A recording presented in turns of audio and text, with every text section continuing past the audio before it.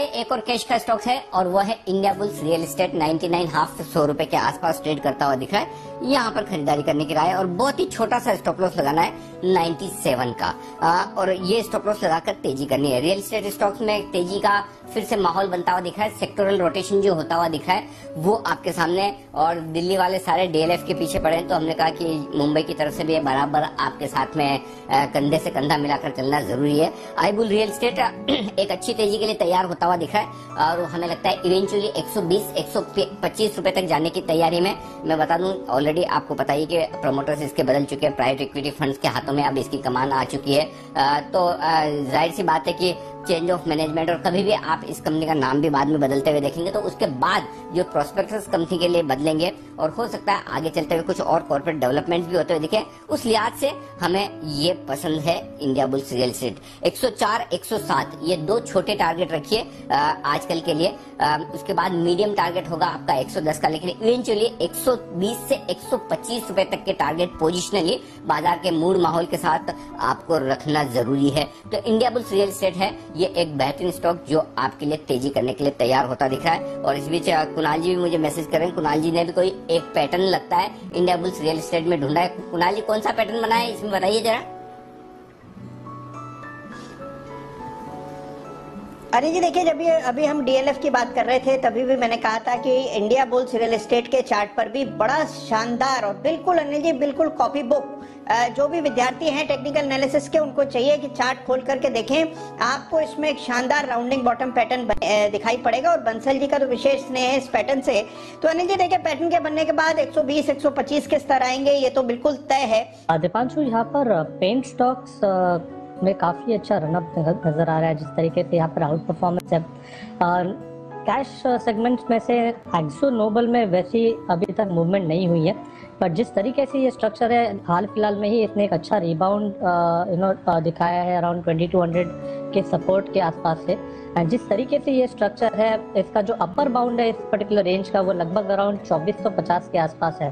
तो 2450 के टारगेट के लिए यहाँ पर खरीदारी करने की सलाह होगी। एक्सो नोबल इस पर्टिकुलर काउंटर में स्टॉप लॉस आपको लगाना है अराउंड 2265 का, एंड खरीदारी करनी है एक्सो नोबल में 2450 के टारगेट के लिए।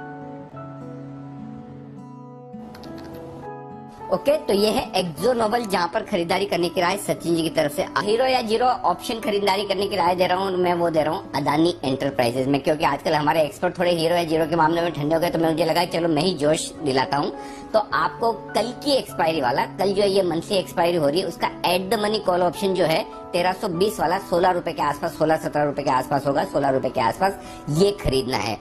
अदानी एंटरप्राइजेज का 16 रुपए में कॉल ऑप्शन खरीदना है 1320 रुपए का। तो और स्टॉप लॉस लगाना है 10 रुपए।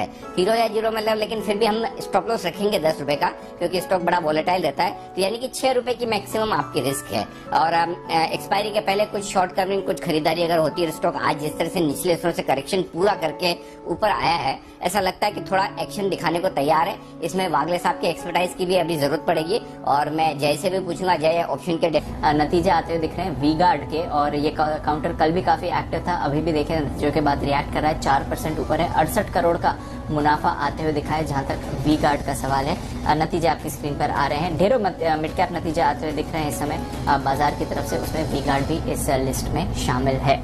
आइए एक बार जान लेते हैं वी गार्ड पर राय। कुणाल जी जरा चार्ट देखें, नतीजों पर रिएक्ट कर रहा है 250 का लेवल वी गार्ड पे।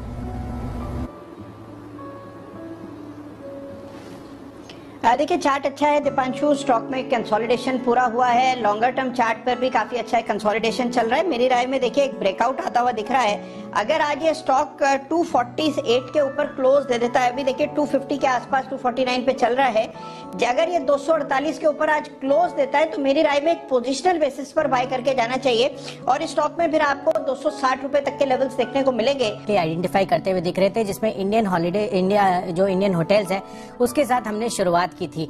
अब यहाँ पर आप देखिए महिंद्रा हॉलीडेज, पहले तो 18 मई को मैंने ये रेकमेंड किया था करीब 210 रुपए के प्राइस पे, अब 250 रुपए के टारगेट्स दिए थे, फिर उसके बाद जो कन्विक्शन है वो और बढ़ता गया और 24 मई को हमने फिर से ये 216 217 के लेवल्स पर रेकॉर्ड किया था।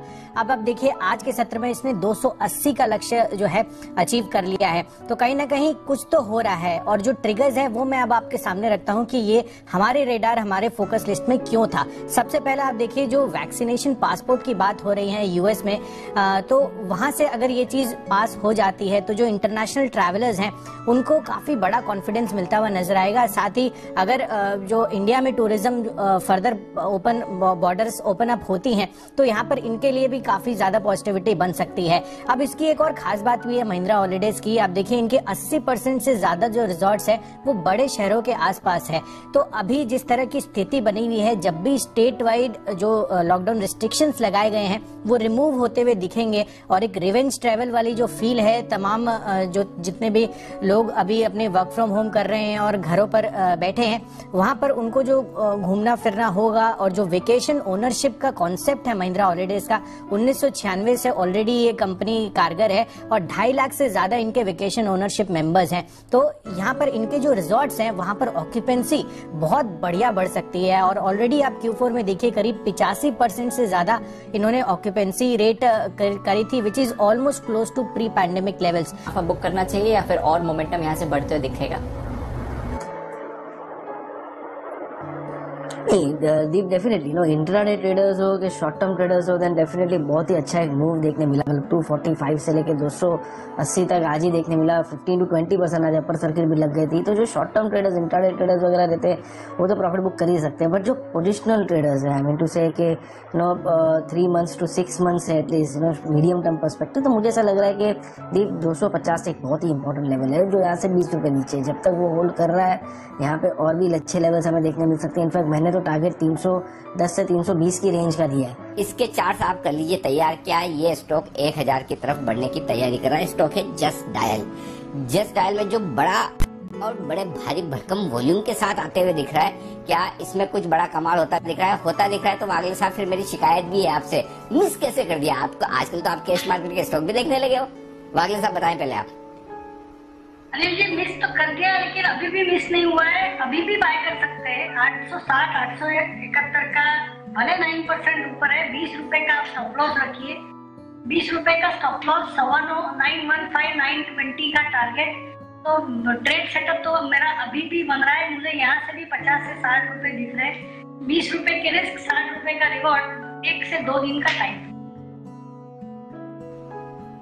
ओके, 1 से 2 दिनों के लिए यहाँ से भी अभी और बड़े मूव बनने की तैयारी है। सचिन जी, आपकी रिकमेंडेशन लिस्ट पे लगातार आया ये स्टॉक, मुझे ध्यान में है, इसलिए एक बार आपसे भी राय लेना चाहता हूँ। क्या कुछ वाकई में बड़ा कमाल करने की तैयारी है? Definitely Anil ji, in fact weekly chart पे अगर हम देखें तो जिस तरीके से ये रिवर्सल है काफ़ी क्लासिक पैटर्न है।